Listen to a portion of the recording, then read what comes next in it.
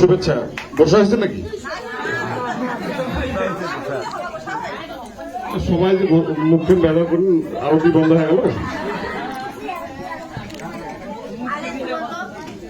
যাই হোক, এই মণ্ডপের পূজা উদযাপন কমিটির সম্মানিত সভাপতি থেকে শুরু করে কমিটির অন্য সদস্যবৃন্দ, আমার সাথে যারা সফল সঙ্গী হিসেবে আছেন, এবং আমার মনটা আসলে আপনাদের দেখে, কিন্তু আপনাদের মন যতই খারাপ হোক, আমার খুব ভালো লাগছে আপনাকে। এত রাইতে এতগুলো সনাতনী আগুন যে নির্বিঘ্নে এখানে পূজা করতেছেন, পুজো উৎসব পালন করতেছেন, সেই জন্য আমার পক্ষ থেকে আপনার সমাজ জনতালি।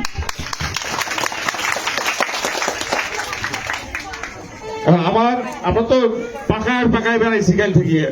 হ্যাঁ, পিছন পাকে বাড়ির পিছনে যে এত সুন্দর পুজো হয়েছে সেই খবর তো কাউ দেয় নাই, জানলে কাই আসলো। হ্যাঁ, আমার পরিচয় তো ভাতিজা দিল, আমাকে চিনছেন কি? এই তো বেড়াতে কেমন কি পরিচয় দিল? আমার আব্বার নাম ওই যে আপনাদের উপজেলা চেয়ারম্যান ছিল দুইবার, আলহাজ শহীদ আলী। মোর বাড়ি এটা এই বড় ঘটনা। চিনছেন? এবার চিনছেন? কাকির নাম চিনছেন এবার?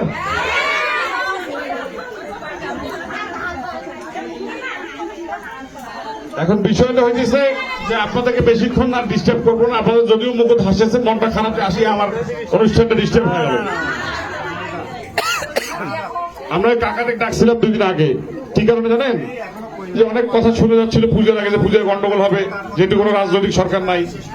এটা আমাদের চ্যালেঞ্জ ছিল, যাতে আপনারা সনাতনী ভাই বোনেরা, মা বোনেরা সবাই নির্বিঘ্নে নিশ্চিন্তে পূজা পালন করতে পারে, উৎসব পালন করতে পারে, দুর্গোৎসব। সেইটা কালকে বিসর্জনের মাধ্যমে আশা করি খুব সুন্দরভাবে পূজা শেষ হবে।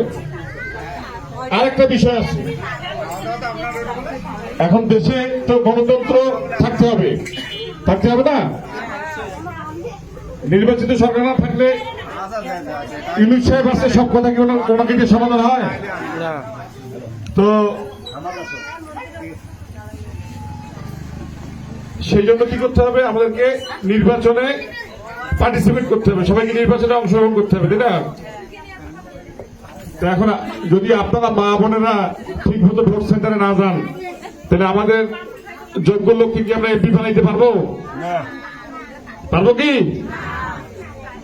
না? আপনারা তো এমপি বানাইছেন এর আগে, বলবেন বানাইছেন না? কাক নামও কর পাতা, শীতের পাখি, বছরে একবার ঘুরে আইছে নাকি? হ্যাঁ, বাপরে বাপ। যাই হোক,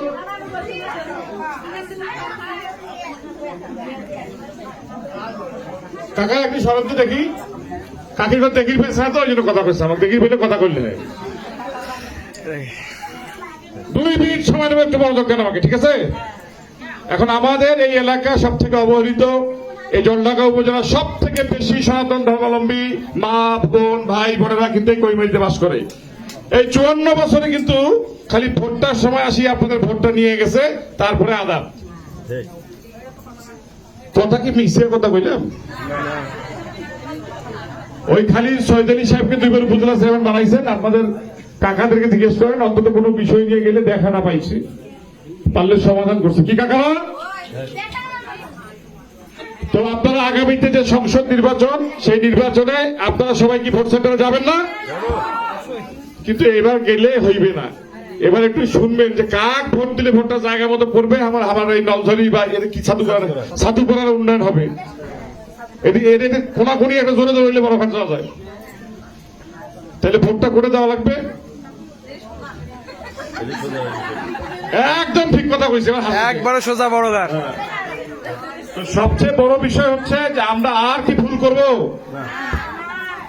আপনারা, আমি, আমার আব্বা এই মাটির সন্তান, আমি এই মাটির সন্তান, আপনাদের কাছে দাবি রেখে গেলাম, ভোট চাইলাম না।